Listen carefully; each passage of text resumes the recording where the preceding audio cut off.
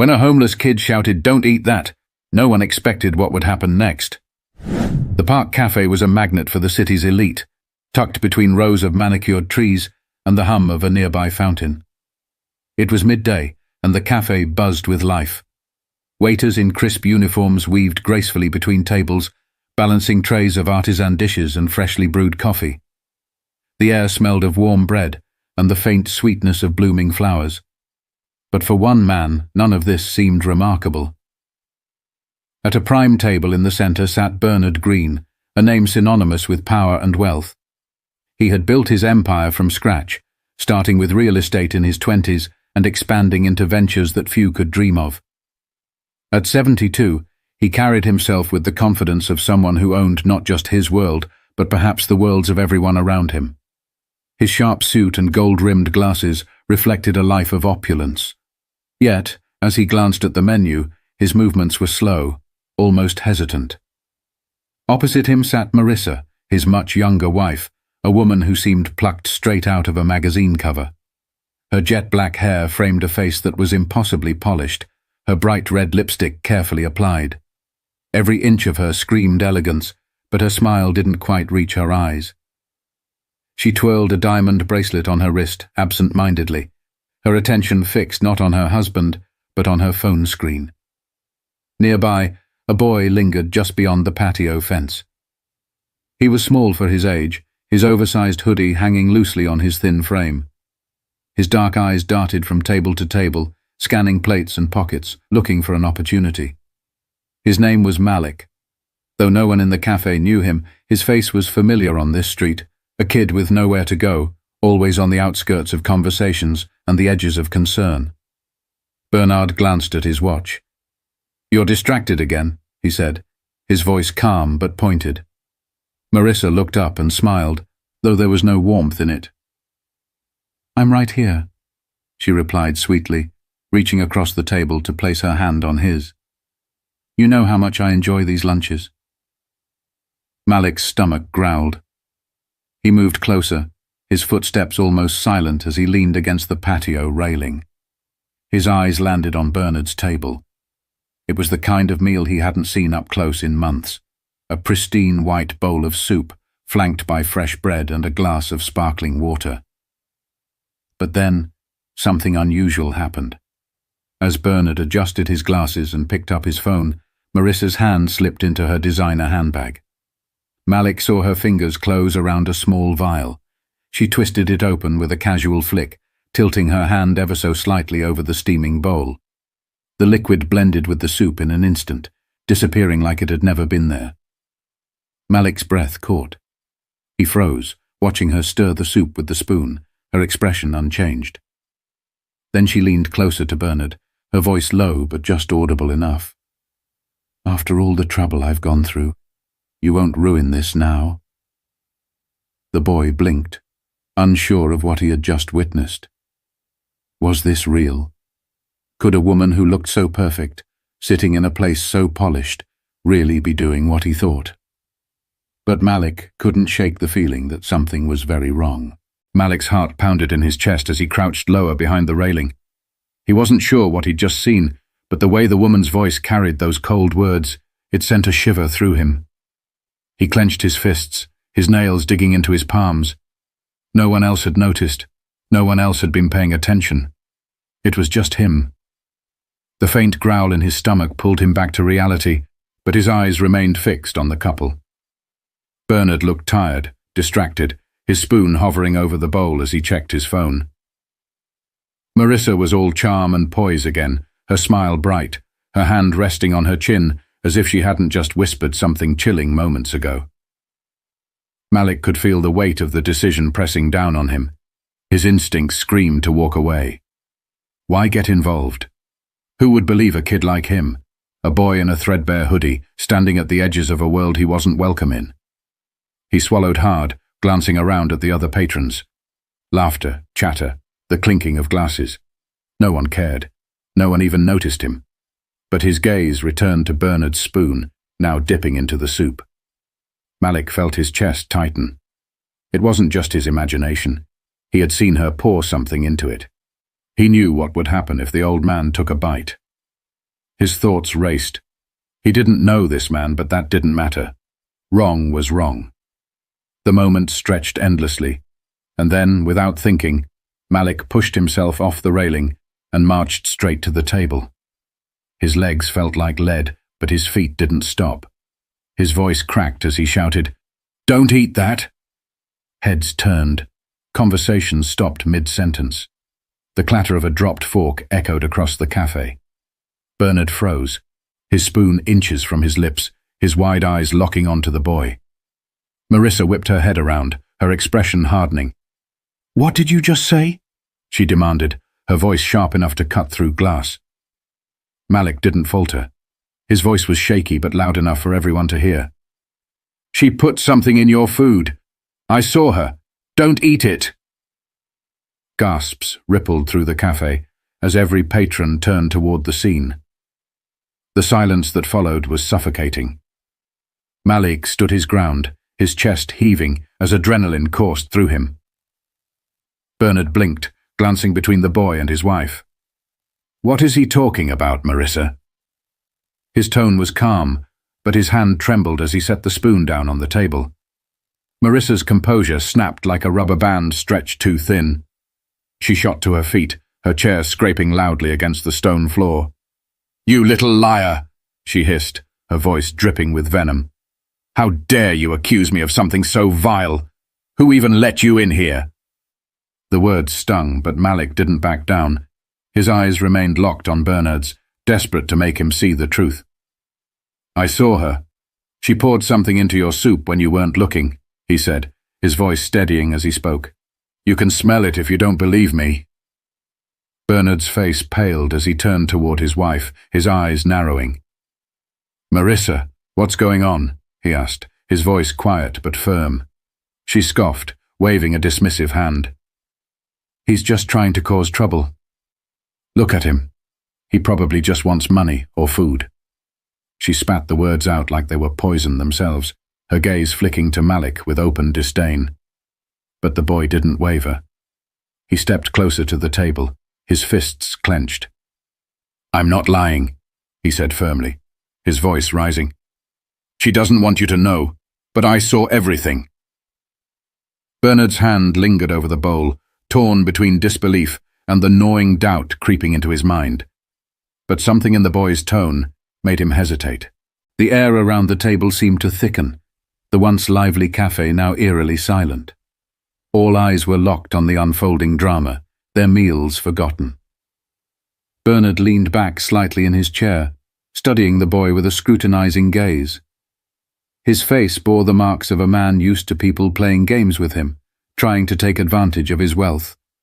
But this was different. The boy didn't flinch, didn't look away. "Malik, is it?" Bernard asked, his voice steady, though a trace of suspicion lingered. The boy nodded. "Yes, I'm telling the truth. Please, don't eat it," he said, his voice soft but insistent. Marissa let out a harsh laugh, crossing her arms as she stared Malik down. "This is absurd," she snapped, her tone icy. "He's just some street kid looking for attention." "Are you really going to entertain this nonsense, Bernard?" But Bernard didn't answer her. Instead, he picked up the spoon again, this time holding it closer to his face. His hand trembled slightly, not from fear, but from the quiet storm brewing within him. "Marissa," he said slowly, his eyes meeting hers. "You heard him. What exactly is going on here?" Marissa's mask of poise cracked further, her lips pressing into a thin line. "I can't believe you're even asking me that. It's insulting." She turned to the growing crowd, her voice rising. "He's lying. Look at him. He probably doesn't even know who you are. Why would you trust him over me?" The weight of her words hung in the air, but they didn't have the effect she'd hoped for. The crowd was murmuring now, their eyes darting between the three of them. Whispers floated through the air. "Did she really do it? Look at her. She seems nervous. That boy doesn't look like he's making this up." The murmurs only fueled Marissa's fury. She slammed her hands on the table, her polished demeanor gone. "Enough of this. Bernard, eat your damn soup and let's go," she hissed, her voice trembling with rage. But Malik wasn't backing down. He took another step forward, his fists clenched tightly. "If you won't believe me, then call someone to test it," he said, his voice rising with urgency. "You're rich. You've got lawyers, doctors, people who can figure it out. But don't eat it. If you do, you'll regret it." Bernard's jaw tightened as he turned back to the bowl. The spoon was still in his hand, but he didn't lift it to his lips. His eyes, tired and calculating, shifted to his wife. "Marissa," he said, his voice low, "you've been acting strange for weeks. Now this?" Her face flushed and she stumbled over her words. I don't know what you're talking about. You can't seriously think I'd poison me." Bernard finished for her, his tone razor sharp. The crowd gasped audibly, their whispers growing louder. Malik stood firm, his gaze unwavering. He could feel his heart pounding, but he wouldn't let it show. He'd done what he could. Now it was up to Bernard to make the next move. Marissa straightened up, her expression hardening into something cold and unfamiliar. "This is ridiculous. I don't have to sit here and listen to this nonsense," she said, grabbing her handbag. But before she could leave, Bernard's hand shot out, gripping her wrist with surprising strength for a man his age. "You're not going anywhere," he said firmly. "Not until we get to the bottom of this." The waiter, who had been frozen in place, finally spoke up. "Sir, should I call the police?" The question sent a ripple through the cafe, and for the first time Marissa looked genuinely panicked. She shook her head violently. "Don't you dare! This is just a misunderstanding. Bernard, you can't seriously—" But Bernard raised his hand, silencing her. "Yes," he said, addressing the waiter without looking away from Marissa. "Call them." Malik felt a surge of relief, but it was fleeting. The truth wasn't out yet, and the tension was far from over. The cafe held its collective breath as the waiter hurried inside to make the call. Bernard let go of Marissa's wrist, his eyes never leaving hers. The once polished charm she wore so effortlessly was now unraveling, replaced by a growing sense of desperation. She glanced around, her lips moving but no sound coming out, as though searching for an escape. Meanwhile, Malik stood a few steps back, his hands shaking slightly. He'd done all he could, but now he felt the weight of doubt creeping in. What if the man didn't believe him after all? What if she managed to talk her way out of this? He clenched his fists, forcing himself to stay rooted in place. "Malik," Bernard said suddenly, his voice cutting through the tension. "You said you saw her put something in the soup. Can you describe it?" The boy nodded quickly, stepping forward. "It was a small bottle, like one you'd use for medicine. Clear liquid. She poured it in when you were looking at your phone, then stirred it. I swear, I saw it." Bernard's face tightened. He turned to Marissa, who was already shaking her head. "This is absurd. He's lying. Why would I—" But Bernard cut her off. "Why would he lie? What could he possibly gain from this?" The crowd murmured again, and the sound of sirens in the distance added to the charged atmosphere. Marissa's eyes darted toward the sound, and for a split second, her carefully crafted facade slipped completely. She looked cornered. Then, as if grasping at straws, she rounded on Malik. "You've been spying on us, haven't you? Trying to cause trouble because you're jealous of people who actually have something." The words hit Malik like a slap, but he stood his ground. "I'm not jealous," he said firmly. "I saw what I saw, and I couldn't just stand there and let you hurt him." The sirens grew louder, and soon 2 police officers entered the cafe. The room seemed to shrink as they approached the table, their hands resting on their belts. "What's going on here?" one of them asked, his tone neutral but authoritative. Bernard stood, his towering frame still commanding respect despite his age. "Officers, I need you to take a look at this," he said, gesturing toward the bowl of soup. This boy claims my wife poisoned it. The officers exchanged glances, their expressions carefully blank. One of them leaned down, sniffing the bowl cautiously, then turned to Marissa.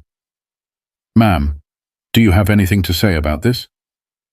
Her face turned crimson. "This is ridiculous. He's just a street kid trying to make trouble. Bernard, you're really going to let this nonsense go this far?" But the officer wasn't buying her deflection. "We'll need to test the contents," he said, reaching for the bowl. "No!" Marissa snapped, her voice rising.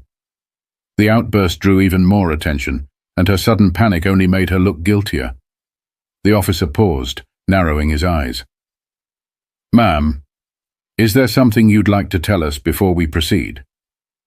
Marissa hesitated, her chest rising and falling rapidly. She looked at Bernard, then at the officers, her hands trembling as she clutched her handbag. Finally, her resolve crumbled. "Fine," she spat, her voice low but dripping with venom. "You want the truth. I'm tired of living in his shadow, tired of his control over everything.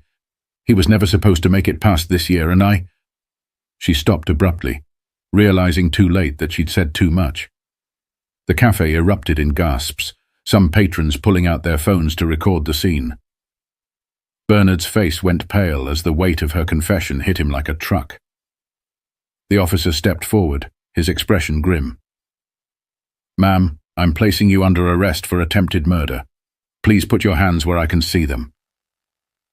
Marissa's composure shattered completely.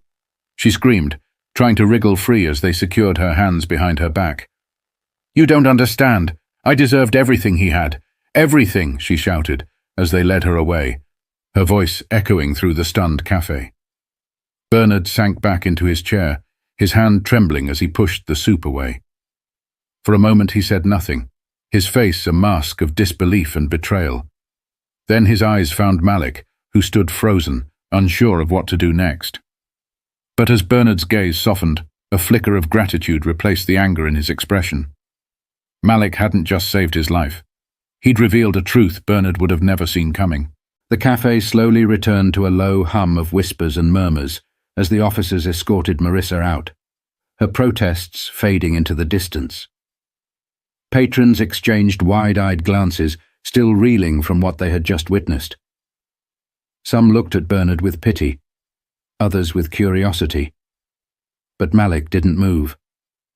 He stood rooted to the spot, unsure if he was supposed to stay or slip away quietly. Bernard turned to the boy, his face still pale but his eyes now steady. "Malik," he said softly, gesturing to the seat across from him. "Sit." Malik hesitated, glancing around at the onlookers, but Bernard's voice carried a weight that made him obey. Slowly, he sank into the chair, his shoulders tense. "You saved my life," Bernard said, his voice low but firm. "I don't know how I can ever repay you."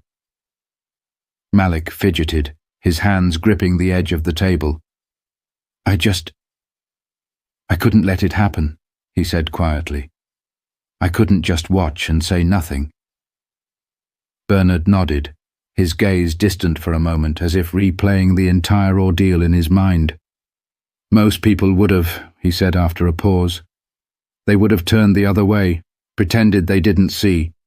But you didn't. That took courage, boy." Malik shrugged, his voice barely above a whisper. "I guess. I don't like seeing people get hurt. That's all." Bernard leaned back, studying the boy. For the first time he seemed to really see him, not just as a scrappy kid on the streets, but as someone with a story, a soul.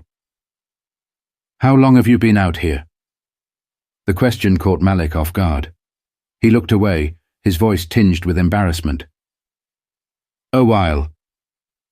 Bernard frowned but didn't press. Instead, he reached into his pocket and pulled out a sleek black phone. "Wait here," he said, standing and stepping aside to make a call. Malik watched him, unsure of what to do. His heart pounded with anxiety. Was he in trouble now? Was Bernard going to call someone to have him removed? But when Bernard returned, His expression was calm, almost kind. "Help is on the way," he said simply. "Help?" Malik asked, his brow furrowing. Bernard nodded. "I called someone I trust. They'll make sure you have a place to sleep tonight, somewhere safe. And if you'll let me, I'd like to do more than that." The boy's eyes widened. "You don't have to do that," he said quickly, his voice defensive. "I didn't do this for money or anything." Bernard smiled faintly. "I know. That's why I want to help. You did something most people wouldn't have. And trust me, Malik, if the world had more people like you, it would be a much better place." For the first time in a long while, Malik felt a warmth he couldn't quite describe. He looked down, unsure of what to say. The cafe patrons began to disperse, but the weight of what had happened lingered in the air. Bernard picked up his glass of water, taking a long sip before speaking again. "Sometimes, life gives us the chance to change someone else's story," he said, his voice thoughtful. "You changed mine today, Malik. And maybe, just maybe, I can help change yours." The boy glanced up at him, his dark eyes glistening with something he hadn't allowed himself to feel in years: hope. As the two sat in silence, the sun continued its arc across the sky, casting long shadows across the cafe. The lesson wasn't lost on anyone who had witnessed the event. Courage doesn't always wear a suit, and kindness doesn't always come from the wealthy. Sometimes it's the people we overlook who have the greatest strength of all. In the end, Malik's bravery didn't just save a life. It reminded everyone in that cafe of the power of standing up for what's right, no matter the odds. If this story moved you, don't forget to hit that subscribe button and join us for more tales of courage, truth, and redemption. Share this video with someone who might need a reminder that even small actions can create life-changing impacts.